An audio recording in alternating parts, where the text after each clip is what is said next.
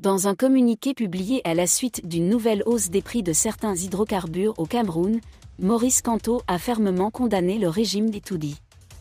Le leader du MRC a sévèrement critiqué les privilèges déplacés des plus hauts dirigeants de la République au détriment du peuple qui a ordonné de se dresser contre un gouvernement cynique qui le poussait dans la pauvreté. Désolé de vous interrompre, ce rapport peut contenir des commentaires soumis au choix de l'auteur. S'il vous plaît, si vous êtes nouveau sur cette chaîne, veuillez vous abonner et activer la cloche de notification. De cette façon, vous serez averti lorsque nous publierons de nouveaux rapports sur cette même chaîne. Merci.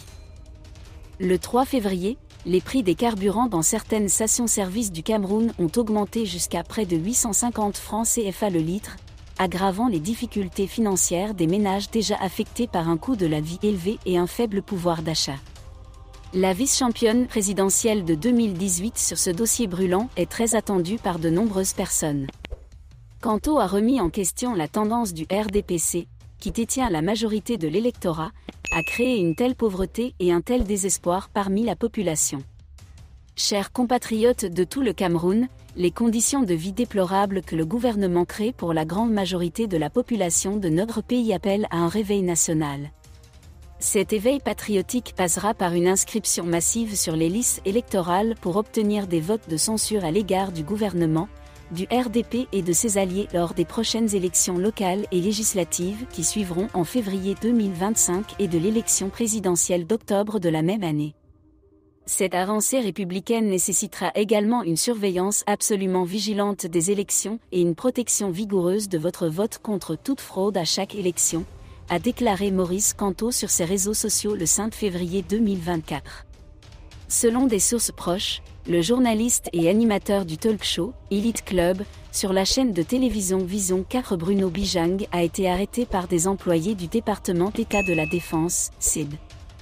Le journaliste est détenu dans ce service spécialisé de gendarmerie depuis la nuit du 7 février 2024. On ne sait pas pourquoi il a été arrêté. Cependant, son conseiller juridique, l'ancien bâtonnier de l'ordre des avocats Maître Charles Chandang, a été autorisé à le rencontrer le 7 février 2024. Le 7 février 2024, en fin de journée, l'entreprise où travaillait le journaliste Bruno Bijang a fait 2 annonces.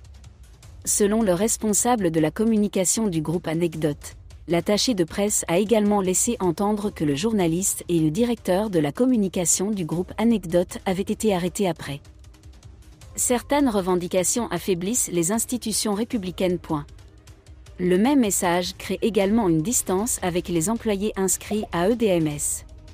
Le deuxième message, préparé par le directeur exécutif du groupe Anecdote Pon Isaac, interdit les employés du groupe. Proposez des analyses, des commentaires ou exprimez simplement votre opinion sur des sujets d'actualité sur les réseaux sociaux. Merci d'être resté avec nous jusqu'à ce point. Comme toujours pour promouvoir la liberté d'expression, laissez vos opinions à ce reportage dans la section commentaires ci-dessous.